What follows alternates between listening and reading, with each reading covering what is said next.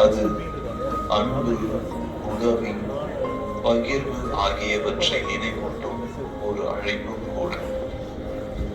இங்கே நீங்கள் காணப்போகும் கிறிஸ்துமஸ் உரை சிலை நடிப்பு அந்த அழைப்பை நமக்கு உணர்த்தும் ஒரு சிறிய கதை. இது ஒரு சிறிய கிராமம்.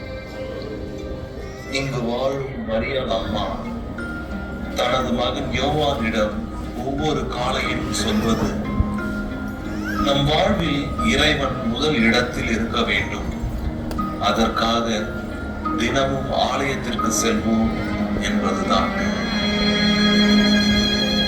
யோவான் தினமும் பள்ளிக்கு செல்லும் முன் ஆலயத்திற்கு வந்து பிரார்த்தனை செய்தான்.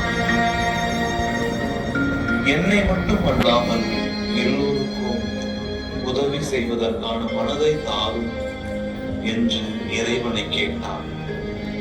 அந்த பிரார்த்தனையே அவனின் வாழ்க்கையை மாற்றியது.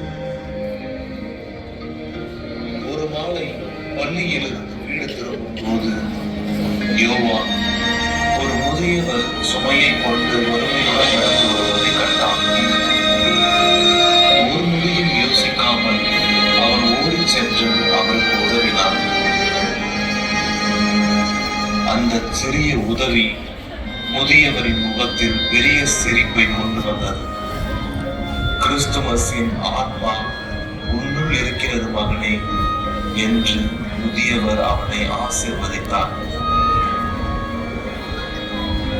அத்துணைக்கும் மேலாக கிறிஸ்துமஸ் நமக்கு உணர்த்துவது இதுதான்.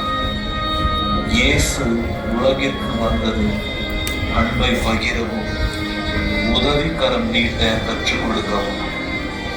நாம் ஒவ்வொரு தினமும் ஆலயத்தில் பிரார்த்தனை செய்து பிறருக்கு உதவி செய்தால் கிறிஸ்துமஸ் ஒரு நாளில் மட்டும் இல்லாமல் நமது வாழ்வின் ஒவ்வொரு நாளிலும் வளரும். இதோ நம் பிள்ளைகள் உங்களுக்காக கொடுக்கின்ற இந்த உரை சிலை நடிப்பு ஒரு எளிய செய்தியை நினைவூட்டுகிறது. உதவி செய்யுங்கள், தினமும் இறைவனை நினைவில் கொள்ளுங்கள். அப்போதுதான் கிறிஸ்துமஸின் உண்மை ஒளி உங்கள் இதயத்தில் ஒளிரும்.